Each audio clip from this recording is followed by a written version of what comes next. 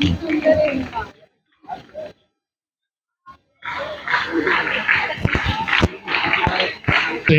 यहाँ पर एक क्लब चलता है और इस क्लब में 15 अंतरराष्ट्रीय लड़कियां international player Asian gold medallist तक रही हैं। और मेहुल, अभी हमारा एक बच्चा भी जो वर्ल्ड चैंपियनशिप जीत गया खो खो की, मेहुल जी। सर जी, आपकी मुलाकात हुई थी सर, लेकिन जिस दिन फंक्शन था ना उस दिन बाई चांस वो कोई मिस हैपनिंग हो गई थी।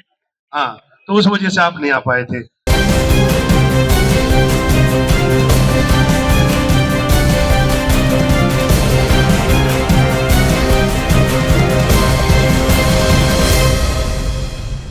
दिल्ली के राजनगर पार्ट 2 में खो खो की प्रतियोगिता आयोजित हुई, जूनियर और सीनियर।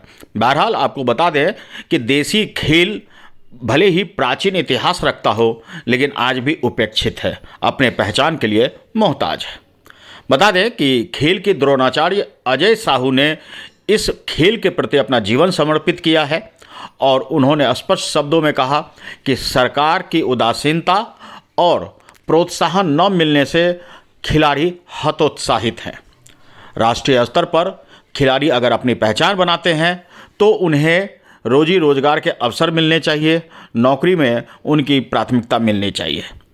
बहरहाल खेल है तो देश को भी यह समझना होगा कि अपने देसी खेलों को प्राथमिकता दे और उन्हें बढ़ चढ़ कर प्रोत्साहित करे। अब देखना होगा कि सरकार क्या कुछ करती है। बहरहाल इस खेल को लेकर अजय साहू बेहद उत्सुक हैं और उनका कहना है कि इस तरह से छोटे छोटे बच्चों से लेकर बड़ों तक में इस खेल में जिस तरह से रुझान है वह निश्चित रूप से देश के लिए गौरव की बात है। Sir please.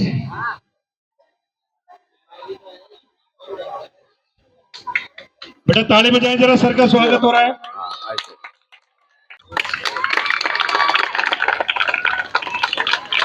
निशा क्या सुन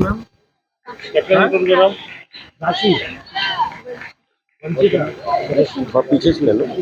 मुझे बहुत ज्यादा आइडिया नहीं है खो खो और कबड्डी के बारे में। हालांकि खो खो तो हमने भी बचपन में खेली, और अगर मैं गलत नहीं हूँ तो मेरे ख्याल से खो खो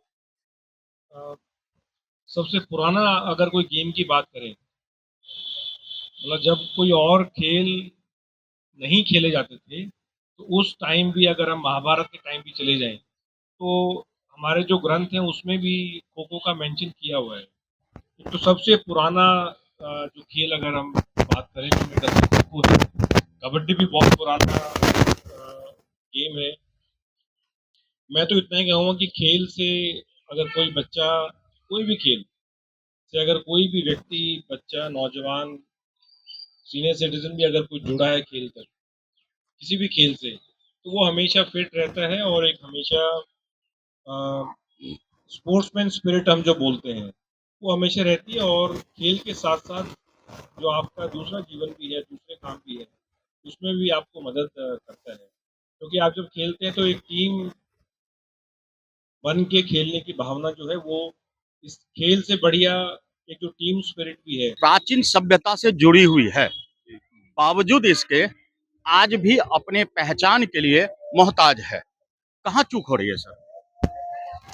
चूक मेरे ख्याल से जिस प्रकार से क्रिकेट है या फुटबॉल है जो कि बहुत पॉपुलर गेम हो गए हैं, आई थिंक कहीं ना कहीं पॉपुलैरिटी में कहीं कमी रही।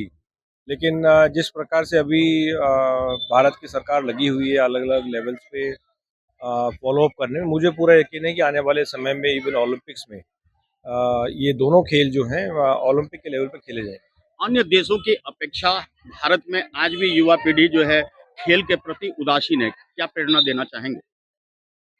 टैलेंट की कमी नहीं है हमारे देश में। अगर कमी है तो वो अवसर की है, उस मौके की है जहाँ पे वो अपना टैलेंट दिखा सके।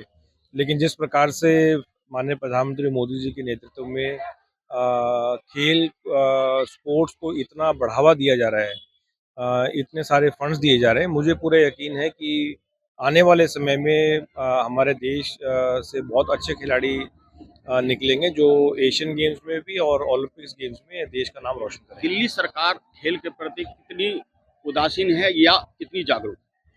नहीं, जागरूक है बिल्कुल। और हर तरीके से जो बच्चे हैं जो अच्छा खेल रहे हैं उनको भी, और जिनमें टैलेंट है और आगे जा सकते हैं, दोनों चीज़ों को बड़ी बारीकी से देखते हुए उनको हर लेवल पे जो हर तरीके का सपोर्ट, चाहे वो इंफ्रास्ट्रक्चर का सपोर्ट है, चाहे फाइनेंशियल सपोर्ट है, और भी अन्य किसी तरह का सपोर्ट है, वो दिया जा रहा है। और मुझे पूरा यकीन है कि दिल्ली से भी बहुत अच्छे खिलाड़ी जो है वो एक आखिरी सवाल, निकलेंगे आगे। खेल से, इस तरह के खेल से जो चैंपियनशिप बनकर बाहर आते हैं, बावजूद इसको वो रोजी और रोजगार के लिए मोहताज हैं, क्या कहेंगे? मैं सहमत हूँ आपकी जो आप कह रहे हैं, क्योंकि 2-3 खेल को छोड़ के मे बी क्रिकेट है या कुछ और जो अन्य पॉपुलर गेम्स हैं, उनको छोड़ के मैं भी ये महसूस करता हूँ कि हमारे जो स्पोर्ट्समैन हैं, एक स्टेज के बाद फिर जब उनको परिवार अपना चलाना है, अपना जीवन उनको आगे लेके जाना है, वहाँ पर कहीं न कहीं वो डिफ़िकल्टी महसूस करते हैं। लेकिन आई थिंक जिस प्रकार से और जो अपॉर्च्युनिटीज़ आ रही हैं, स्पोर्ट्स के जो फ़ील्ड हैं वो ओपन अप हो रहे हैं। अब फॉर एग्ज़ाम्पल हम महिला क्रिकेट की बात करें, जिस प्रकार से एक महिला क्रिकेट को कुछ साल पहले देखा जाता था, आज जिस प्रकार से उसको हम देख रहे हैं, तो उसमें बहुत ज़मीन आसमान का अंतर है। मुझे उम्मीद है कि आने वाले समय में हमारे जो आपने कहा कि खो-खो और कबड्डी जो है दोनों ही प्राचीन सभ्यता से जुड़े हुए हैं। इस तरह के जो हमारे ट्रेडिशनल गेम्स में हैं उनको भी आगे बढ़ावा मिलेगा, और जितने भी स्पोर्ट्समैन हैं उनको कहीं न कहीं लाइफ़ में अपॉर्च्युनिटी मिलेगी कि अपना परिवार के साथ-साथ अपना भी वो ध्यान रखें। हमारे साथ स्थानीय विधायक कैलाश गहलोत जी थे। आपको बता दें कि देसी खेल होने के बावजूद भी कहीं न कहीं यह उदासीनता का शिकार है, सरकारी उपेक्षा का भी शिकार है। आज चैंपियनशिप जीतने के बावजूद भी देखा जा रहा है कि वे किसी भी नौकरी में नहीं जा पा रहे हैं और बड़ी जद्दोजहद की ज़िंदगी जीते हैं। सरकार को चाहिए कि इस पर पहल करे और ऐसे खिलाड़ियों के प्रोत्साहन को बढ़ावा देते हुए उन्हें बेहतर सुविधाएं दे और साथ में उनके रोजी रोजगार का चिंता भी दूर करे। हमारे साथ समाज सेवी एवं नेता विनोद यादव जी हैं। खेल के प्रति उनका रुझान और बच्चों और युवाओं को किस तरह प्रेरित करेंगे, बताएं जरा कि किस तरह से आखिर प्रेरणा मिलेगी कि बच्चे इसके खेल के प्रति ज़्यादा आकर्षित हों? देखिए, अभी जैसे हमारे यहाँ क्रिकेट बहुत प्रसिद्ध था और भारत सरकार ने सभी खेलों को आगे बढ़ाने के लिए बहुत अच्छी योजना चलाई। जैसे अभी हमारे यहाँ महिला जो क्रिकेट हुआ, उसमें वर्ल्ड कप जीत के आए हैं, उसके लिए प्रधानमंत्री जी स्वयं मिले, उनका हौसला बढ़ाया। इसी तरह से हर एक गेम के लिए अब हम प्रयास कर रहे हैं। जैसे स्टेडियम में कोई गेम होता है, स्कूल के बच्चे हम वहाँ पे लेके जाते हैं स्टेडियम के अंदर, वहाँ बच्चों को फ्री गेम दिखाते हैं, कोई टिकट नहीं होता, उनको बच्चों को दिखाते हैं तो बच्चे भी उससे प्रोत्साहित होते हैं। और धीरे धीरे आप भी महसूस कर रहे होंगे कि जो हमारे यहाँ पहले केवल क्रिकेट के प्रति प्रेम था, अब वो धीरे धीरे सभी खेलों के प्रति झुकाव होते जा रहा है। नीरज चोपड़ा ने कितना देश का नाम रोशन किया, ऐसे कितने, ये पीटी उषा ने नाम रोशन किया। जो वो पहले कम लोग होते थे, अब धीरे धीरे हर एक गेम में ज़्यादा से ज़्यादा बच्चे आ रहे हैं और हम उनको प्रोत्साहित करने के लिए ज़्यादा से ज़्यादा उनको आगे बढ़ा रहे हैं। उनको जो सुविधाएं दे सकते हैं वो दे रहे हैं। पालम स्पोर्ट्स क्लब जैसे काम कर रहे हैं, ऐसे बहुत सारे देश के अंदर क्लब चले हुए हैं जो इन गेम्स को आगे बढ़ा रहे हैं। और इस वक्त भारत सरकार का सब गेम्स पर पूरा ध्यान है और मुझे लगता है कि आने वाले 2-4-5 सालों में जैसे और कंट्रियां हैं जो सभी गेम्स पे ध्यान रखती हैं, भारत देश में भी सभी गेम्स के अंदर हम बहुत अच्छा करेंगे और एशियन गेम्स में और ओलंपिक में ज़्यादा से ज़्यादा मेडल हम जीत के आएंगे। खेल के द्रोणाचार्य अजय साहू जी हमारे साथ हैं। दरअसल द्रोणाचार्य हमने इसलिए कहा कि खेल के प्रति पूरी तरह अपने जीवन को समर्पित कर चुके हैं और यही वजह है कि इनके द्वारा तराशे गए बच्चे चैंपियनशिप भी जीत कर आ रहे हैं। देसी खेलों पर इनकी ज़्यादा फोकस है और हम आपको बता दें कबड्डी खो खो जैसे खेलों को पहली प्राथमिकता ये देते हैं। बहरहाल आज खो खो की जूनियर और सीनियर प्रतियोगिताएं आयोजित की गई है और ऐसे में हम जानेंगे कि अजय साहू जी से कि साहू जी हमें ये आप बताएं कि जो देसी खेल है वो अपने ही देश में उपेक्षित क्यों है? इसका सबसे बड़ा कारण है मीडिया। इसका सबसे बड़ा कारण है क्योंकि मीडिया जो है और खेलों को जैसे चढ़ा के 24 घंटे टीवी पे दिखाता है, तो उससे लोगों के अंदर क्रेज आता है। आप किसी भी चीज़ का अगर ऐड जितना अच्छा करेंगे तो उतनी चीज़ें ज़्यादा आएगी। देसी खेलों में हमारे पास जो सबसे बड़ी बात है वो सबसे कमी जो है वो है फंडिंग की। फंडिंग प्रॉपर नहीं है। असल में क्या है कि हमारे जो देसी खेल हैं जिनको हम अपने पारंपरिक खेल बोलते हैं, इनमें पैसा नहीं है और अंतर्राष्ट्रीय स्तर पर जो खेल होते हैं, इंटरनेशनल जो मैचेस होते हैं, गेम होते हैं, उनमें उनमें पैसा होता है। पैसा होता है तो ऐड मिलता है और ऐड है तो जिसको जो दिखेगा वो फेमस होगा। मेन बात सिर्फ ये है। हमारे पास जो है फंडिंग की हमेशा से कमी रहती है हमारे इन खेलों के लिए, इसलिए बस यही समस्या है। हम पूरे देश की अगर बात करें तो वहाँ भी देसी खेलों को प्राथमिकता नहीं मिल रही। इसमें कोई दो राय नहीं है। मैं अपनी बात नहीं कर रहा हूँ, मैं पूरे देश की बात कर रहा हूँ कि प्राथमिकता जब मिलेगी जब उसमें फंडिंग होगी, पैसा होगा। अगर हम किसी प्लेयर को खिला रहे हैं, उसको मेहनत करा रहे हैं, अगर उसको आगे प्रॉपर नौकरी नहीं मिल पाएंगी, उसको ढंग से पैसा नहीं मिलेगा, तो वो मेहनत क्यों करेगा? तो सरकार की कहीं ना कहीं उदासीनता है। बिल्कुल उदासीनता, इसमें कोई दो राय नहीं है कि जो हमारे पारंपरिक खेल हैं उन पर सरकार का कोई फोकस ऐसा नहीं कि स्पेशल उनके लिए। हालांकि मोदी जी ने एक दो बार कहा ये बातें कि जो हमारे पारंपरिक खेल हैं इनको आगे बढ़ाएं और उन्होंने प्रयास भी किया, लेकिन उस बारे में बहुत अच्छे प्रयास अभी तक सरकार की जो तरफ से खेल के बड़े आयोजक हैं, खेल मंत्री हैं, वो इनको फोकस नहीं कर रहे हैं। नहीं कर पा रहे हैं।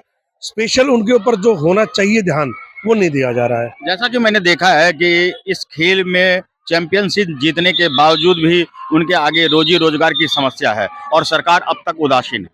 हमारा ये अभी खिलाड़ी है जो भी वर्ल्ड चैंपियन बना है, मेहुल, 8 महीने हुए हैं, लेकिन कहीं से किसी भी एजेंसी से ना तो एक सिंगल पैसा उस बच्चे को मिला है, ना ही कहीं से गवर्नमेंट जॉब की कोई ऑफर आई है। तो आप ये बताइए, एक प्लेयर वर्ल्ड चैंपियनशिप से ज़्यादा क्या अचीवमेंट कर सकता है? और इतना करने के बावजूद भी अगर उसको नहीं मिलता है तो उदासीनता तो होनी है। आप समझ सकते हैं इस बात से कि वर्ल्ड चैंपियनशिप की खिताब जीतने के बावजूद भी जिस तरह से क्रिकेट में जीत जरा सा भी चौका और छक्का लगता है तो लोग तालियां बजाते हैं, उन्हें गर्मजोशी से स्वागत करते हैं। लेकिन और मोटा पैसा भी मिलता है हर चौके पे, हर छक्के पे, हर अर्धशतक पे, शतक पे, और उस सब के बावजूद उन्हें मोटा पैसा मिलता है। इन सब के जस्ट विपरीत यहाँ से चैंपियनशिप की खिताब लेने के बाद भी उनके आगे रोजी और रोटी की समस्या रहती है। ऐसे में खेल के प्रति उनकी उदासीनता, उनके प्रति उनका रुझान कम हो जाता है। निश्चित रूप से कहीं न कहीं राज्य सरकार, केंद्र सरकार को चाहिए कि खेल के प्रति सजग हो जाए और अपनी देसी खेलों को बढ़ावा दे, अंतर्राष्ट्रीय स्तर पर इनकी पहचान बने और इस खेल से निकलने वाले युवाओं के लिए रोजगार के अवसर हो, नौकरी सर्विस के लिए बेहतर अपॉर्चुनिटी हो, और तभी यह खेल आगे बढ़ पाएगा, देश और समाज का नाम रोशन हो पाएगा। यह खो खो खेल प्रतियोगिता गवर्नमेंट सीनियर सेकेंडरी स्कूल के ग्राउंड में है और हमारे साथ स्कूल के प्रिंसिपल साहब हैं। जैसा कि स्कूल में बच्चों के चरित्र निर्माण होता है, शिक्षा के उन्हें बेहतर अपॉर्चुनिटी देकर देश में सहभागी आप बनाते हैं, तो खेल भी महत्वपूर्ण भूमिका रखता है। क्या लगता है देसी खेलों को यहाँ क्यों नहीं प्राथमिकता दी जाएगी? खेलों को प्राथमिकता अब सरकारें दे रही हैं, तो देसी खेलों को लेकर के पहले थोड़ा उदासीनता रही सरकारों की। अब कुछ लगता है कि भी आगे स्कूल लेवल पर तो ये सारी चीज़ें पहले भी चल रही थी। खो खो में हमारे बच्चे यहाँ पर डिस्ट्रिक्ट तक जा रहे थे, नेशनल भी खेल करके आए हैं बच्चे। अभी भी जो खेल रहे हैं बच्चे, हमारे बहुत सारे बच्चे हमारे स्कूल्स के ही जो सराउंडिंग के हैं। तो ये हम जैसे सब जानते हैं कि जो जो वैसे खेल हैं जो कि सब में आमतौर पर जो अर्बन के गेम्स माने जाते हैं, उनकी तरफ तो बहुत सारी कंपनीज हैं और उनका भी ध्यान है। ये थोड़ा-सा हमारे दुर्भाग्य है कि इन खेलों का उतना ध्यान नहीं है, लेकिन धीरे-धीरे अब चीज़ें आगे बढ़ रही हैं और जो चीज़ें हैं ये चाहे तो कबड्डी में हो और खो-खो में थोड़ा-सा अभी कम है, तो ना आगे भी आएगा, लेकिन जैसे-जैसे कबड्डी की जो प्रतियोगिताएँ चल रही हैं, जो लीग्स बनी हुई हैं, उससे जो है बहुत लाभ हुआ है और इस क्षेत्र में आगे काम अब हो रहा है। अजय जी, सरकार से आप क्या मांग चाहेंगे? देखिए जी, मांग तो ये है कि जो खिलाड़ी एक अच्छे स्तर पे आ जाएं, तो कम से कम उन बच्चों को रोजगार मिले। यदि एक खिलाड़ी, एक बच्चा नेशनल पार्टिसिपेट करता है तो कम से कम वो इतना अच्छा था, फिजिकल फिटनेस तो उसकी होगी कि उसके पुलिस में एक सिपाही लग सके, कम से कम एक श्योरिटी तो हो कि भाई अगर आप इस लेवल पे जाएंगे तो आपको कम से कम रोजगार मिलेगा। तो खेल भी आगे बढ़ेंगे और खिलाड़ी भी आगे बढ़ेंगे। मैं धन्यवाद करना चाहूँगा आपके माध्यम से, आज हमारे मुख्य अतिथि श्री गहलोत जी आए हुए थे, कैलाश गहलोत जी। उन्होंने बिना मांगे ही उनसे पूछा, भाई इतना सब कुछ कर रहे हो तो क्या आपके लिए ठीक रहेगा। तो उन्होंने खो खो के 2 मैट और कबड्डी के 2 मैट, यानी 4 जोड़ी मैट के लिए वो हमें हाँ भर के गए हैं। तो मैं उनका धन्यवाद करना चाहूँगा आपके माध्यम से कि भाई उन्होंने ध्यान दिया और हमें, मतलब देखो इन चीज़ों से प्रोत्साहित होंगे। पूरी दिल्ली में शायद हमारा ऐसा सेंटर है जहाँ हमारे पास मैट नहीं है। मैंने उस सर को ये भी समस्या बताई कि मैट रखने की जगह भी नहीं है। उन्होंने उसके लिए भी आश्वस्त किया कि भाई उसका भी कोई ना कोई आपका प्रबंध करेंगे, आपको पैसे कहीं से बजट दिलवाएंगे। तो कम से कम अगर यहाँ मैट हो जाएगा, क्योंकि आजकल जो है मिट्टी पे गेम खत्म हो गया है, हर जगह जो है इंटरनेशनल लेवल पे, नेशनल लेवल पे सब जगह मैट पे होता है। तो सर का बहुत बहुत धन्यवाद। और आगे जिस प्रकार की उन्होंने आश्वासन दिए हैं, मैं एक बार उनका धन्यवाद करूँ। खेल को बढ़ावा मिले, इसके लिए सुविधाएं बेहतर मिलनी चाहिए और इसके लिए सरकार को सजग होना होगा।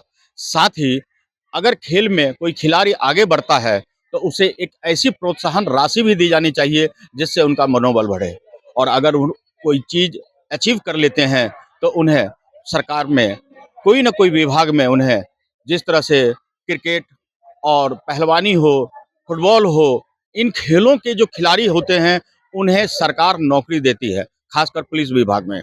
तो हम चाहेंगे कि सरकार से एक निवेदन करना कि इस खेल को, अपने देसी खेल को बढ़ावा दे और खिलाड़ियों के लिए भी सरकार की नौकरियां आरक्षित हो, उनमें एक स्थान तो हो। जिस तरह के देसी खेल से अगर कोई आगे बढ़ता है तो उनके लिए आगे भविष्य में रोजी और रोजगार को लेकर चिंता ना हो, नहीं तो यह खेल एक दिन विलुप्त हो जाएगा। ऐतिहासिक होने के बावजूद भी आज भी अपनी पहचान के लिए मोहताज है, और ऐसे में सरकार को जागना होगा सरकार को, चाहे वह केंद्र हो या राज्य की सरकारें, और उन्हें यह सोचना होगा कि आखिर हम अपने ही देश के खेलों को क्यों नहीं बढ़ावा दे रहे। बने रहिए हमारे साथ और देखते रहिए अनुभवी आंखें न्यूज, करेंगे देश की बात सच के साथ। अनुभवी आंखें अखबार सोशल साइट्स, ऑनलाइन चैनल पे जाकर आप हमारे चैनल्स को देख सकते हैं, लाइक और सब्सक्राइब भी कर दीजिए। दोस्तों, आप हमसे जुड़ने के लिए अपना पासपोर्ट साइज फोटो और एक आधार कार्ड की फोटोकॉपी हमें भेज दें और हमसे जुड़ें। हमारे से जुड़ने के लिए इस नंबर पे आप हमसे बात कीजिए। हमारा नंबर है 8826227802।